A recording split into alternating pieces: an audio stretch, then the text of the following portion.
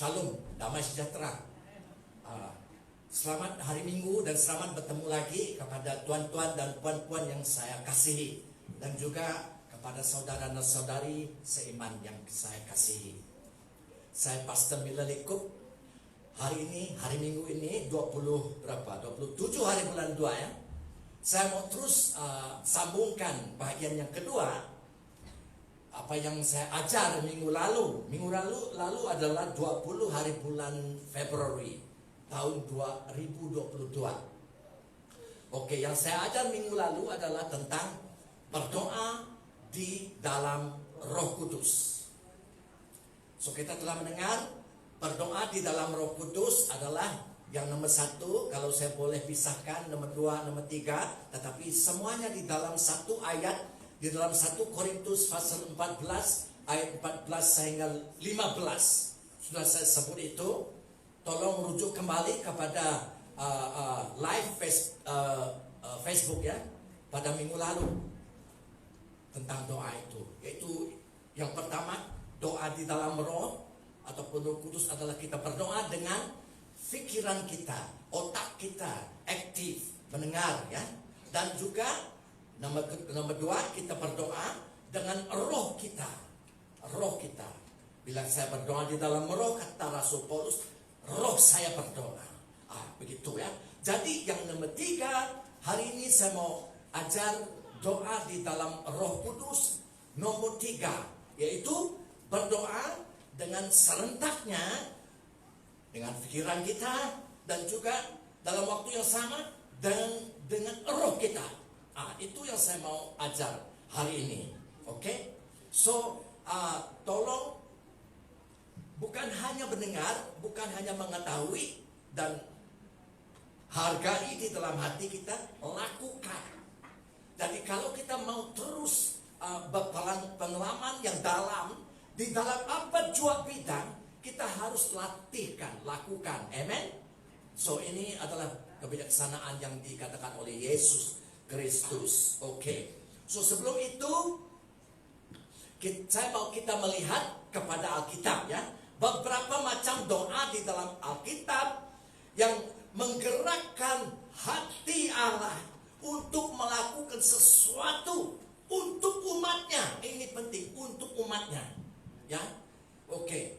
Di dalam Perjanjian Lama, oke, umat Allah adalah bangsa Israel. Kita sekarang di dalam Perjanjian Baru. Dan umat Allah di dalam Perjanjian Baru adalah gerejanya, termasuk juga Israel. Amen. Oke. Jadi kita mau merujuk yang mengambil nota, saya tulis Roma pasal 8 ayat 26. Saya mau membaca kebenaran Tuhan di dalam Perjanjian Baru ya. The book of Romans chapter 8 verse 26. Oke. Demikian juga Roh membantu kita dalam kelemahan kita, sebab kita tidak tahu bagaimana sebenarnya harus berdoa, tetapi Roh sendiri berdoa untuk kita kepada Allah dengan keluhan yang tidak terucap. Dengan keluhan yang tidak terucap. Ini adalah satu daripada macam doa umat Allah. Dengan apa? Keluhan yang tidak terucap. Ya. So, keluhan umat Allah ini adalah keluhan yang menyentuh hati Allah di surga. Boleh mengatakan amin? Pernah mengeluh? Banyak, semua manusia mengeluh di dunia ini. Tetapi kita bercakap, kita yang berdoa di dalam roh, yang dipenuhi oleh Roh Kudus. Ini penting. Hanya umat Allah keluhannya menggerakkan hati Allah di surga. Luar biasa ya. Oke. So, di dalam Alkitab ini kita boleh membaca, ya, kita akan menemui banyak kali bila umat Allah baik di dalam Perjanjian Lama, Perjanjian Baru mengeluh, ya, mengeluh, dan yang menggerak menyentuh hati Allah untuk melakukan sesuatu. Oke, saya mau merujuk kita kepada perjanjian lama, the Old Testament, the book of Exodus chapter 2 verse 23 to 25.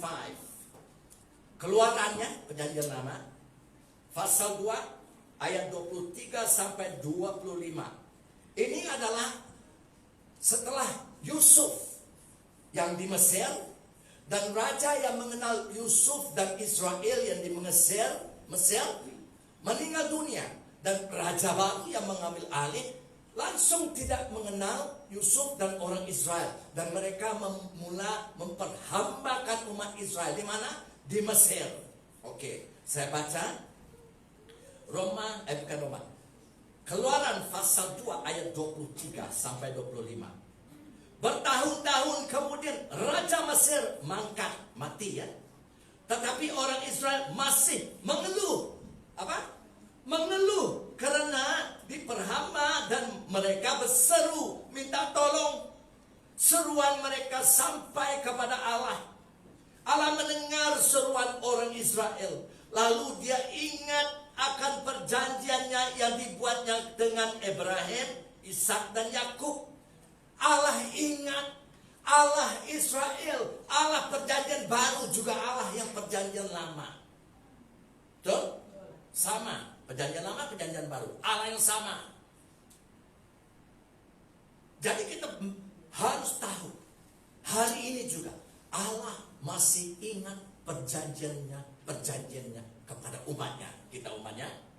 Sebenarnya kalau kita merujuk kepada 2 Korintus pasal 1 ayat 19 dan 20.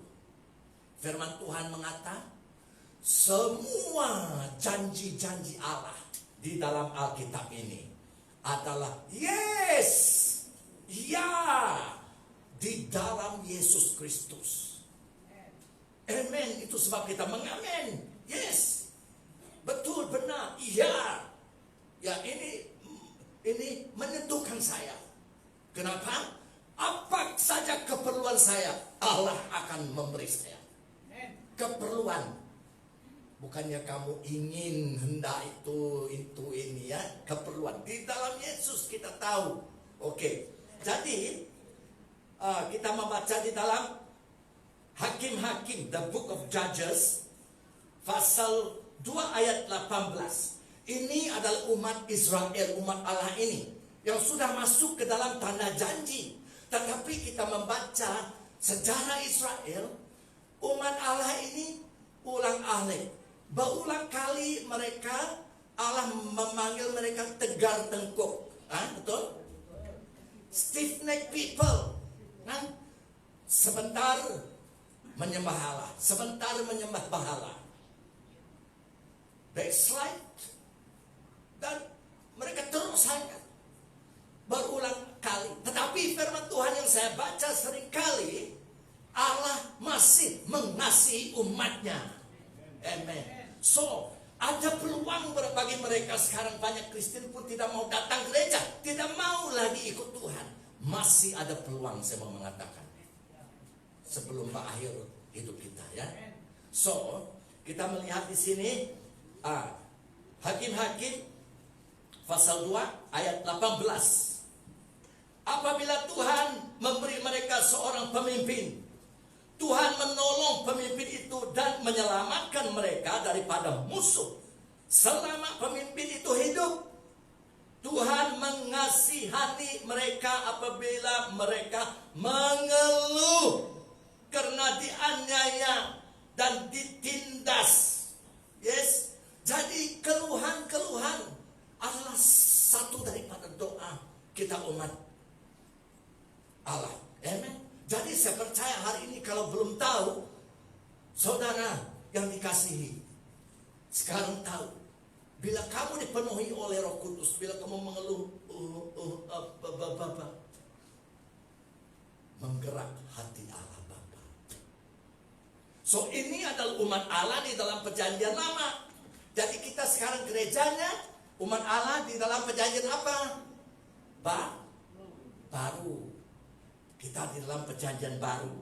Dan umat Allah di dalam perjanjian baru ini juga pun mengeluh. Yes, we groan in the Holy Spirit. Mengeluh di dalam Roh Kudus, itu dia. So, kita membaca lagi perjanjian baru, Roma 8, pasal 8 lagi sekali, ayatnya ayat 22 dan 23. Oke. Tetap, ayat 22. Sebab kita tahu, ini gereja ya, ini umat Allah, perjanjian baru, bahwa sampai sekarang segala makhluk, dalam bahasa Inggris, the whole creation moans, groans. Nah, itu perkataannya. Seluruh makhluk, yaitu seluruh ciptaan Allah, alam semesta ini, sama-sama mengeluh dan sama-sama merasa sakit bersalin, seolah-olah mau beranak, orang beranak sakit ya. Dan bukan hanya mereka, bukan hanya ciptaan Allah ini, tetapi kita, siapa kita? Bukan semua orang Kristen. Kita yang dipenuhi oleh Roh Kudus, firman ini. Ini penting. Oke, saya membaca. Kita, gerejanya, yang dipenuhi oleh Roh Kudus. Tetapi kita yang telah menerima karunia sulung roh, yang telah menerima Roh Kudus, yang pertama kali menerima Roh Kudus. Firman Tuhan mengatakan, kita juga mengeluh dalam hati kita sambil menantikan pengangkatan sebagai anak, yaitu pembebasan tubuh kita. Kenapa kita mengeluh? Karena firman Tuhan di sini mengatakan sampai tibanya, digenapinya. Sekarang kita dipanggil anak-anak Allah kan? Tetapi belum digenapi. Oke, saya mau tanya. Saat kamu dan saya percaya, bertobat, percaya pada Yesus, dan terus dibaptisa dalam air, dibaptisa dalam Roh Kudus, kita sudah selamat ke belum? Kita telah diselamat.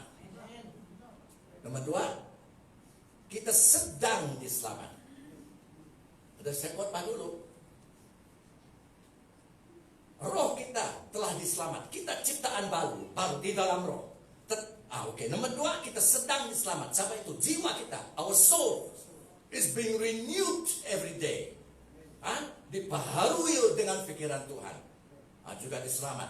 Tetapi tubuh kita belum diselamat. Itu sebab firman Tuhan mengatakan pembebasan tubuh kita. Karena kita masih diam di dalam tubuh yang lama, yang fana, yang korak, yang layu ini. Jadi apa yang kita tunggu? Kita tunggu bila Tuhan menggenapi, benar-benar kita akan menjadi benar anak Allah. Bila itu berlaku, pada hari pengangkatan yang saya tunggu, kita tunggu, tidak lama lagi, di mana Tuhan akan memberi tubuh yang baru kepada semua kita yang percaya. Itu adalah yang dimaksud di sini. Baru semuanya selamat, digenapi. So, sebelum itu berlaku, kita mengeluh. Ada mengeluh. Di dalam Roh Kudus, kita mengeluh. Kenapa kita mengeluh? Karena kita menunggu tubuh yang baru. Dan juga apa yang kita tunggu, seluruh alam semesta nunggu apa? Langit yang baru, bumi yang baru, semuanya baru. Mengeluh. Oke. Dan kamu dan saya juga mengeluh, kita yang ada Roh Kudus, kita mengeluh. Kenapa? Karena banyak di seluruh dunia ini, Kristen gereja dianiayai, big persecuted, suffered, mengeluh. Dan kamu dan saya juga mengeluh secara pribadi. Kenapa? Kadang-kadang karena keperluan kita begitu dalam, bebannya begitu dalam, kita tidak tahu apa yang nak dikata, apa yang nak diucap ya.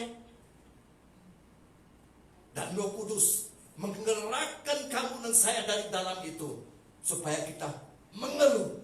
Apa. Itu adalah doa. That is a prayer. Oke. Lukas pasal 7. Lukas pasal 7.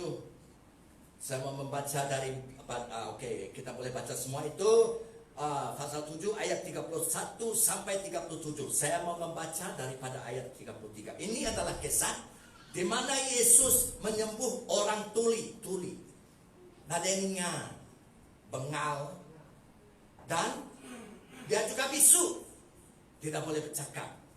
Oke. Lukas 7 ayat 33. Dan sesudah Yesus memisahkan dia dari orang banyak, sehingga mereka sendirian, ia memasukkan jaringnya ke telinga orang itu. Lalu ia meludah dan meraba lidah orang itu. Kemudian sambil menengadah ke langit, Yesus menarik nafas. Sambil melihat ke surga, ke langit, Yesus menarik nafas. Dan berkata, Ifata, terbukalah. Maka terbukalah telinga orang itu, dan seketika itu terlepaslah pulanya pengikat lidahnya. Lalu ia berkata-kata dengan baik. Yesus pun berdoa dengan mengeluh, menarik nafas itu. Ifata, bahasa Aramik, bahasa yang digunakan Yesus semasa dia di dunia ini.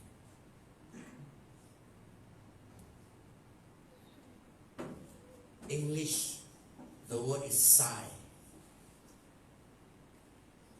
BM, mengeluh.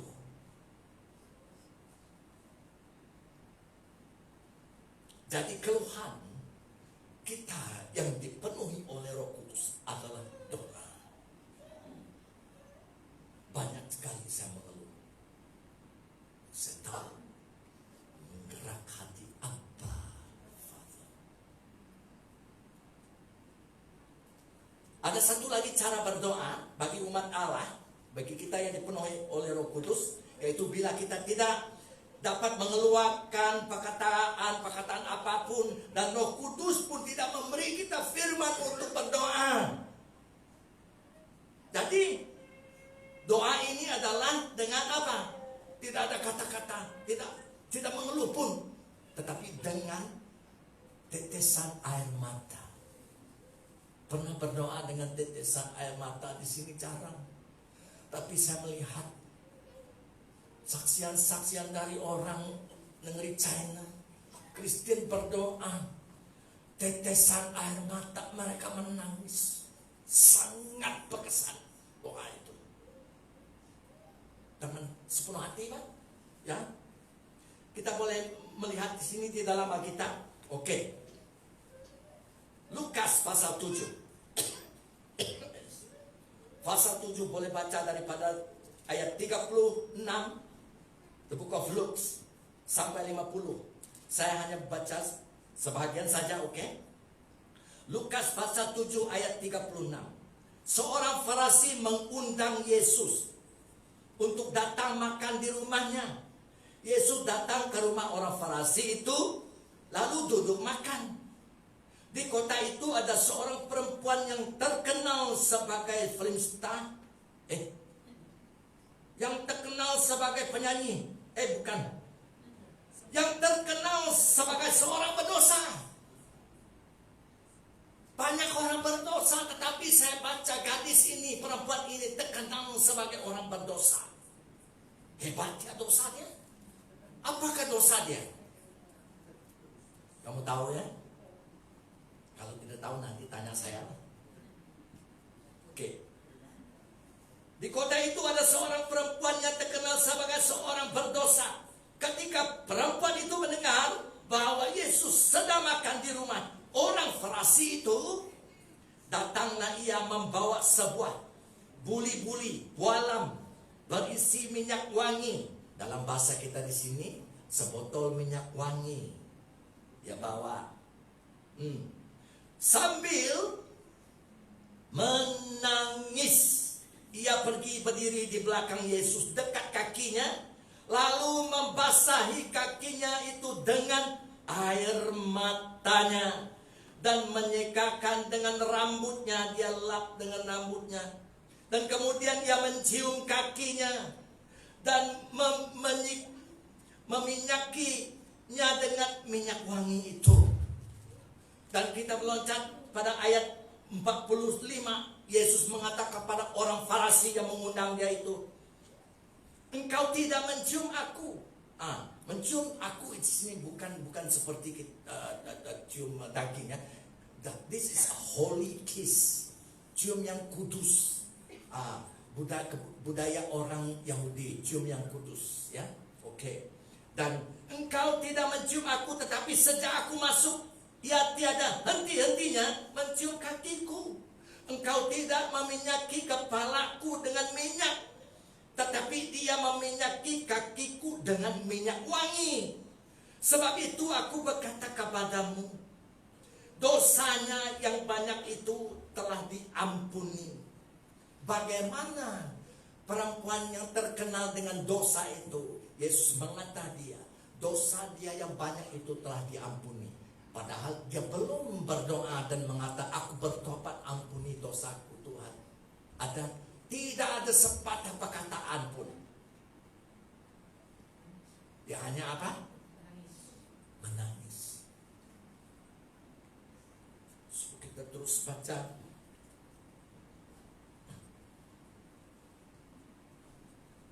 Ayat 48. Lalu ia berkata kepada perempuan itu, dosamu telah diampuni. Dan mereka yang duduk makan bersama dia berpikir dalam hati mereka, siapakah ia ini sehingga ia dapat mengampuni dosa? Tetapi Yesus berkata kepada perempuan itu, imanmu telah menyelamatkan engkau. Pergilah dengan selamat. Tanpa mengata satu perkataan pun, perempuan yang terkenal dengan dosa ini hanya menangis, menetes air mata di hadapan Tuhan. Tuhan mengatakan, imanmu telah menyelamatkan kamu, pergi dengan selamat. Tidak macam-macam, satu daripada doa kita umat Allah yang percaya pada Yesus adalah tetesan air mata. Kadang-kadang saya berdoa menetes air mata. Saya merasa saya di surga walaupun saya tidak melihat apa-apa. Sebanyak-banyak kali Tuhan menyentuh saya. Daripada saya berdoa, banyak doa. Tapi Roh Kudus mengatakan, sejenak diam. Be still and know that I am the Lord. Doa. Pernah menangis berdoa?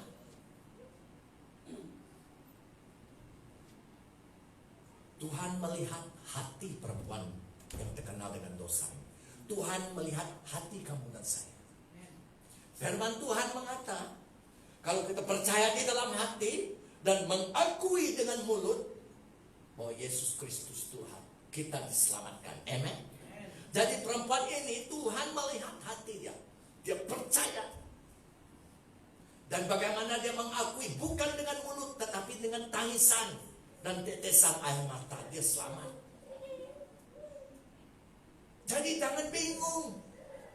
Tak payah pergi seminar itu, konvensi ini, ataupun bagaimana untuk menginjil, bagaimana untuk membawa orang kepada Yesus. Senang. Roh Kudus akan mengajar. Puji Tuhan. Saya mengakui banyak yang saya tidak tahu, tetapi apa yang saya tahu saya mau lakukan. Siapa yang mengajar? Roh Kudus. Yohanes pasal 14 ayat 26. Pengajar kita adalah Roh Kudus yang mengajar kita di dalam segala kebenaran. Amen. Jadi dia tidak dapat mengajar kalau kamu dan saya tidak mau diajar.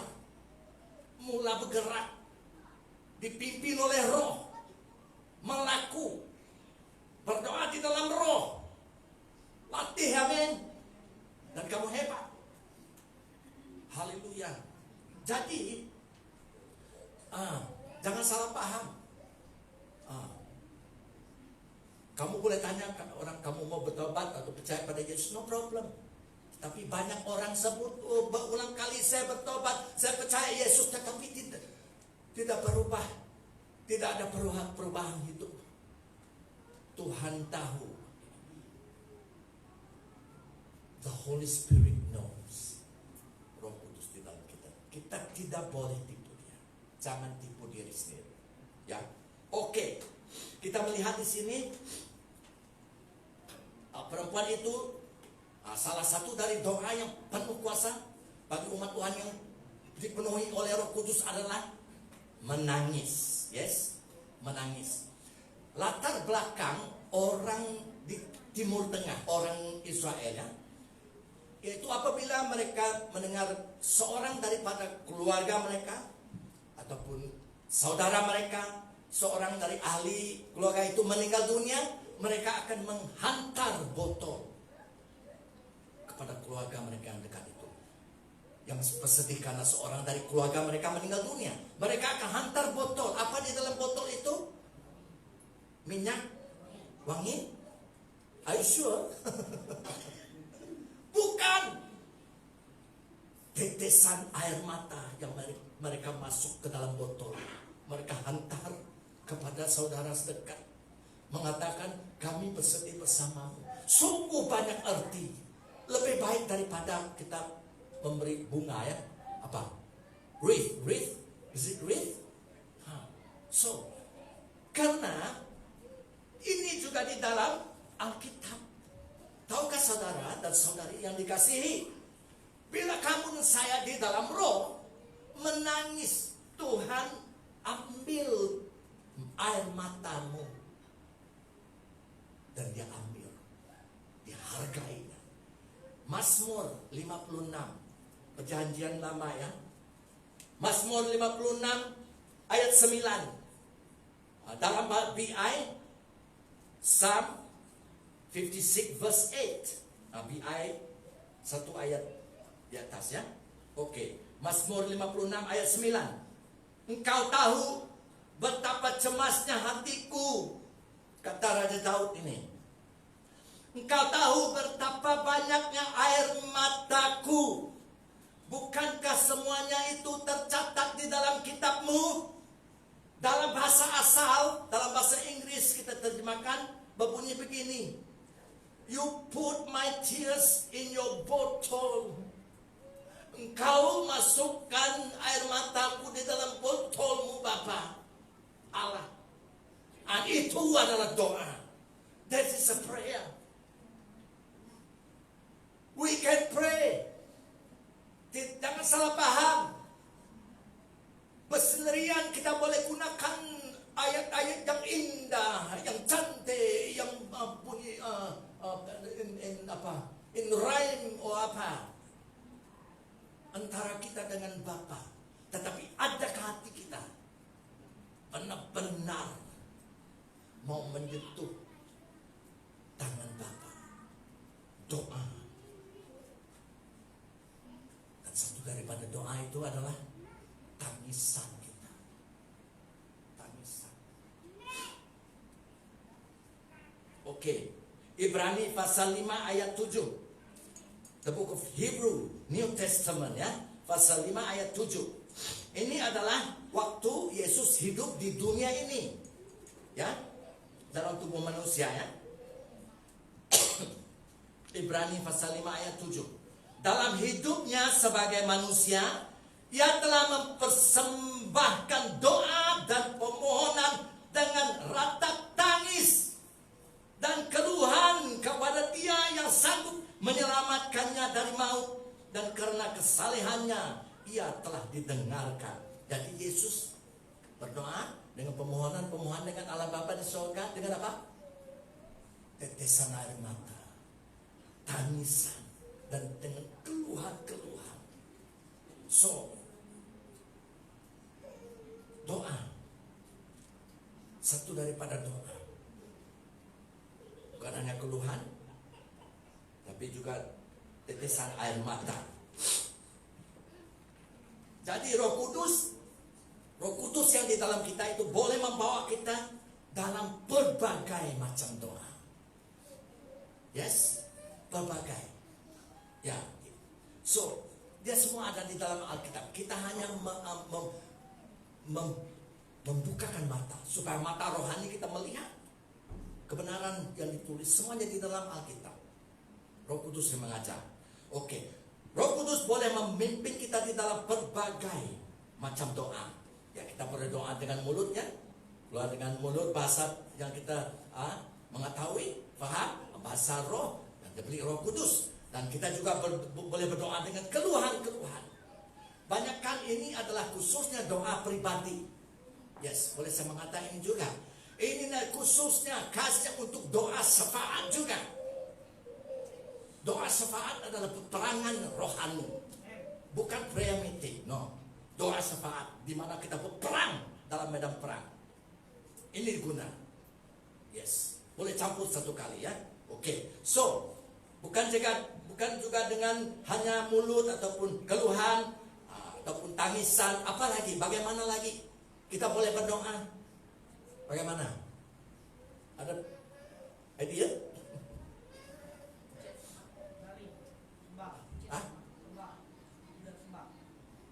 Dengan tangan.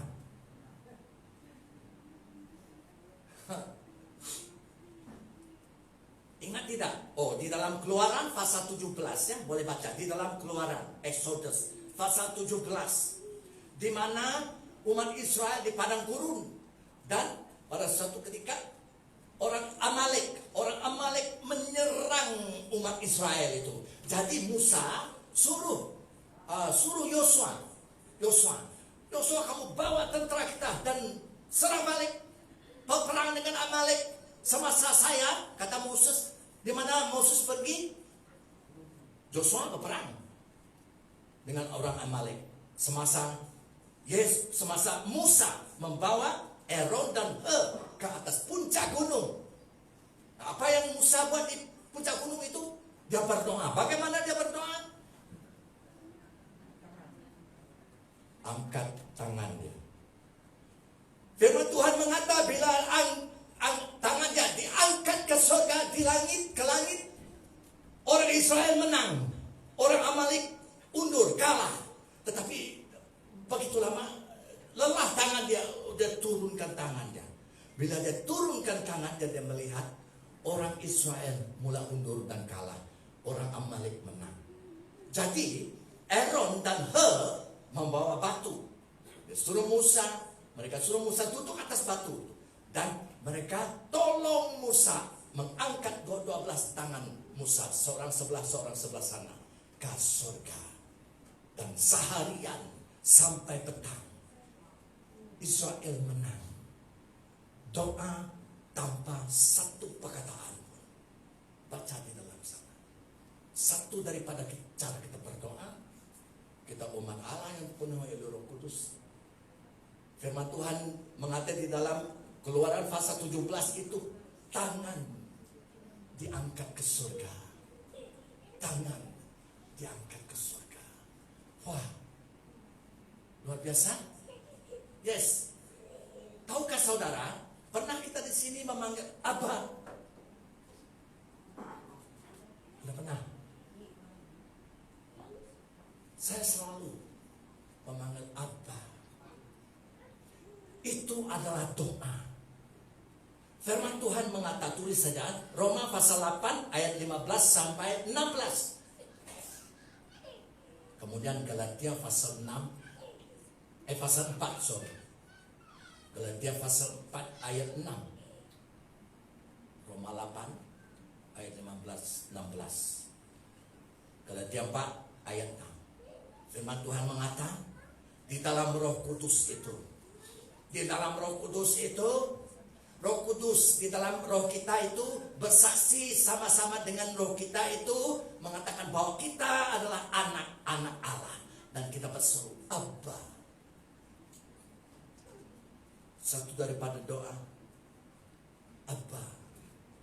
Dan Galatia pasal 4 ayat 6 mengatakan Roh Kudus itu juga dipanggil roh anak. Siapa nama anak Allah? Yesus Kristus. Roh Kudus itu juga dipanggil roh anak. Firman Tuhan mengatakan roh anak di dalam roh kita yang berseru memanggil Abba. Saudara paham ke kita dalam kamu, menggunakan mulut kamu dan saya untuk memanggil Bapaknya yang disayanginya, Abba. Dalam bahasa Aramaik, bahasa Aramaik adalah bahasa yang digunakan Yesus semasa ada di dunia ini. Bahasa Aramaik, Abba. Jadi bila kita Abba, itu doa. Yesus, Roh Kristus dalam kita, menggunakan mulut kita memanggil Bapaknya Abba. Kalau anak saya panggil saya apa, Bapak, oh saya, oi mana kau? Saya pergi kepada dia, Pak, anak, Bapak, saya tuntut dia, oh saya, Bapak kamu mau sama saya, oh Bapak. Bayangkan, lebih lagi Allah. Kita mau kuat? Yes. Dan banyak, tidak banyak, ada satu dua lagi tak payah saya kongsi. Jadi semua ini datang dari Roh Kudus yang diam di dalam roh kamu dan saya. Oke. So sekarang kita mau melihat kepada doa yang nomor 3. Berdoa di dalam roh yang nomor 3 ya. Oke, sebelum itu kita harus tahu, yaitu setan paling benci sekali apabila gereja itu dipenuhi oleh Roh Kudus dan bergerak di dalam karunia-karunia roh, the gift of the Spirit. Sungguh benci. Kenapa?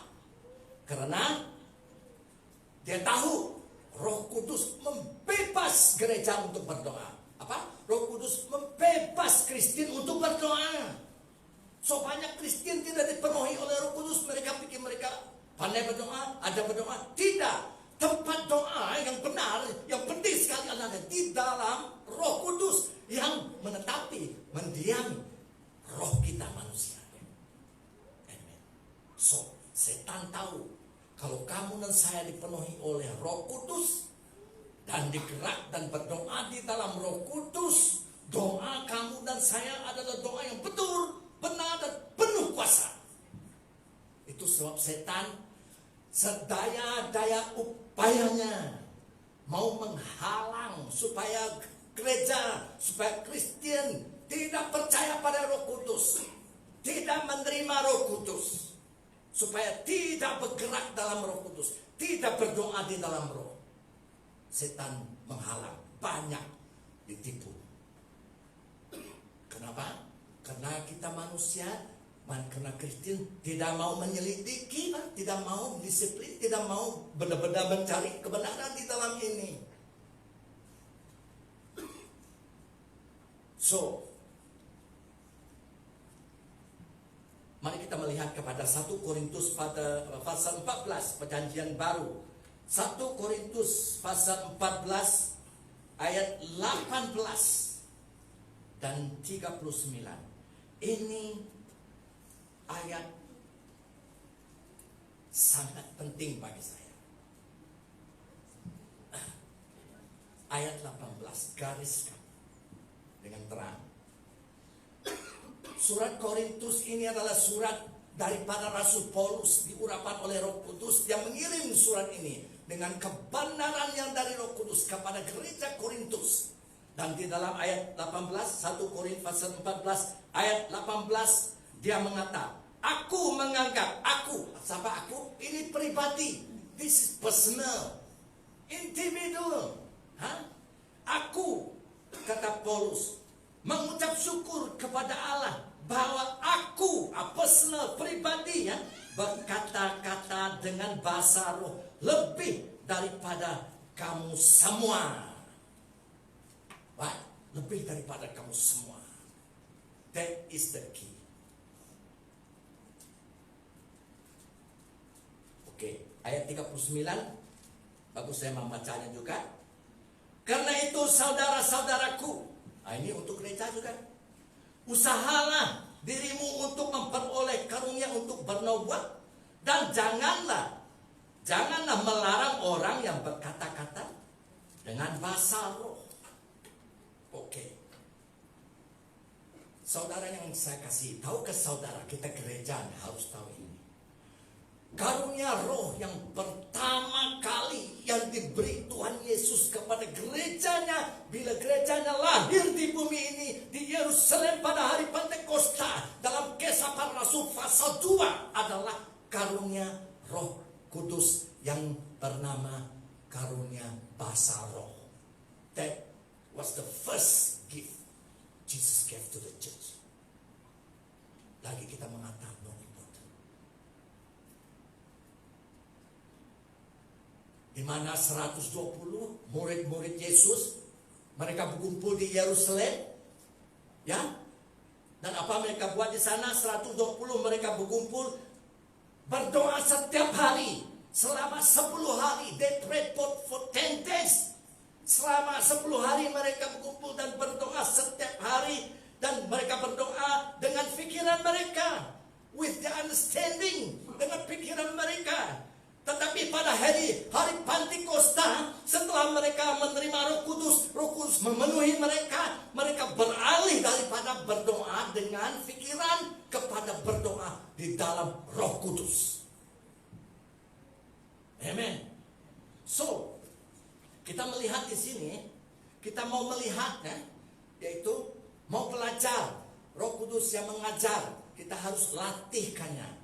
Doa di dalam Roh Kudus nomor 3 adalah berdoa dengan pikiran kita dan roh kita serentak at the same time, dalam waktu yang sama. Dalam waktu yang sama saya bukakan pikiran saya dengar, saya tunggu supaya Roh Kudus memberikan firman masuk ke dalam pikiran ataupun jiwa saya, supaya saya boleh melepas melalui mulut saya di dalam doa, dalam bahasa yang saya paham. Dan dalam waktu yang sama serentak saya juga berdoa dengan roh saya, apa itu? Di dalam bahasa roh. Dan pikiran firman Tuhan mengatakan bila Roh Kudus berdoa, Allah mendengar suara Roh Kudus itu, mengetahui apa yang dimaksud Roh Kudus itu. Jadi begitulah Allah di sorga memberi kita keperluan yang dalam sekali di dalam hidup kita, memberkati kita, membangun kita. Dalam waktu yang sama dia berdoa untuk orang-orang kudus.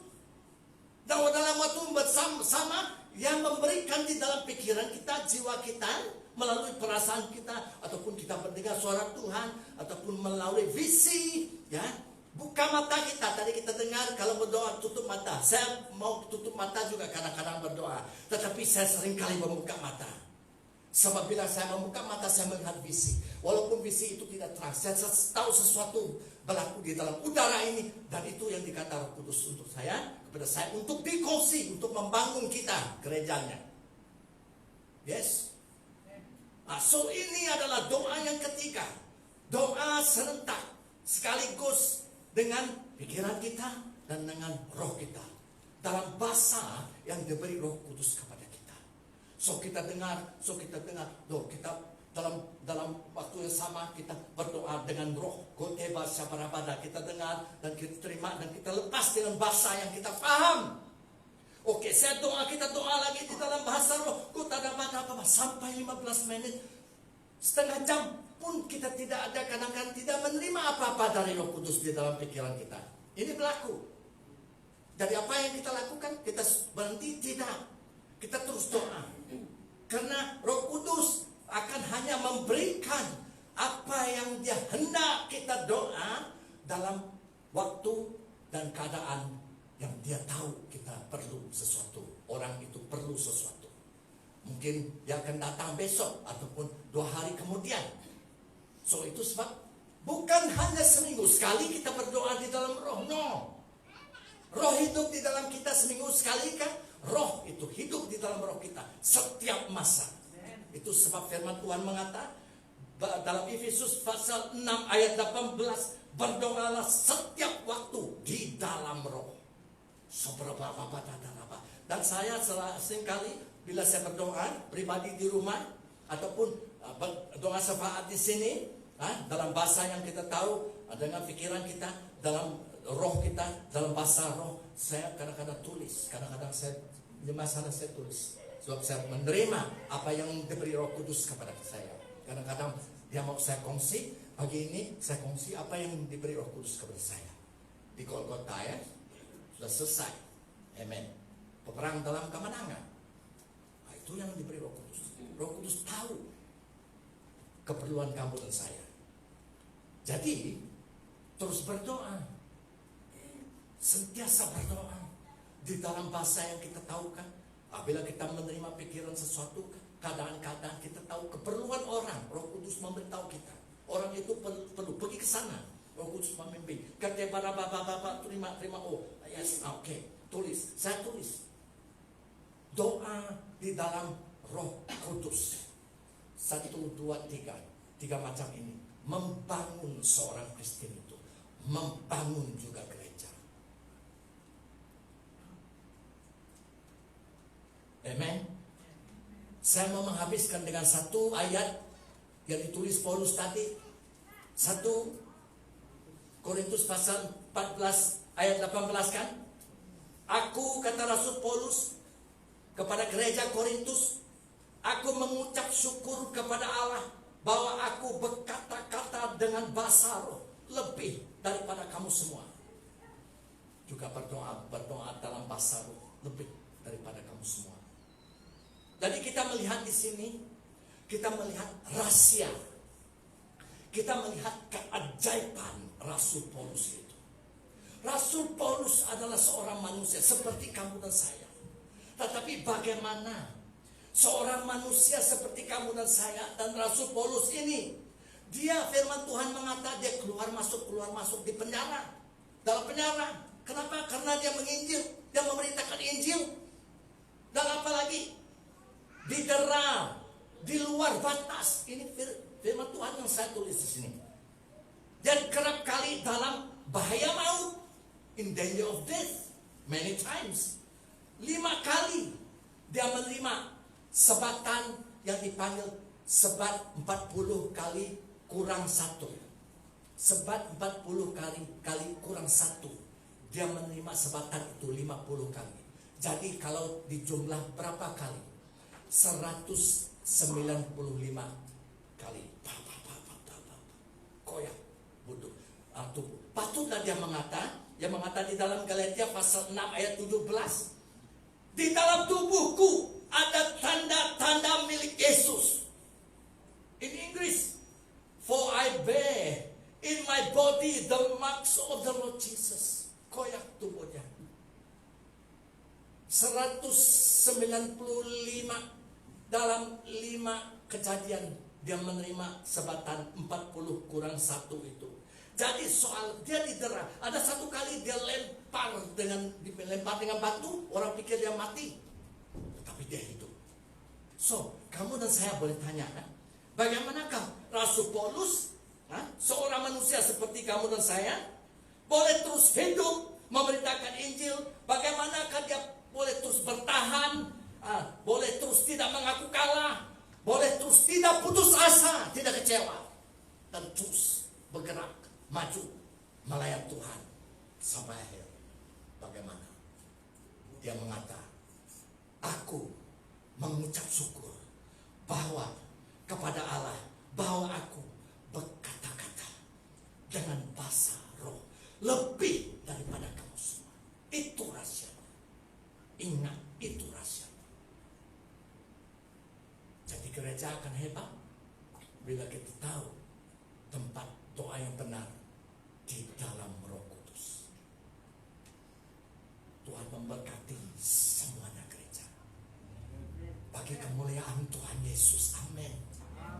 Amin. Kita bertemu lagi. Yes. Haleluya. Oke. Selah off. Ada satu lagu.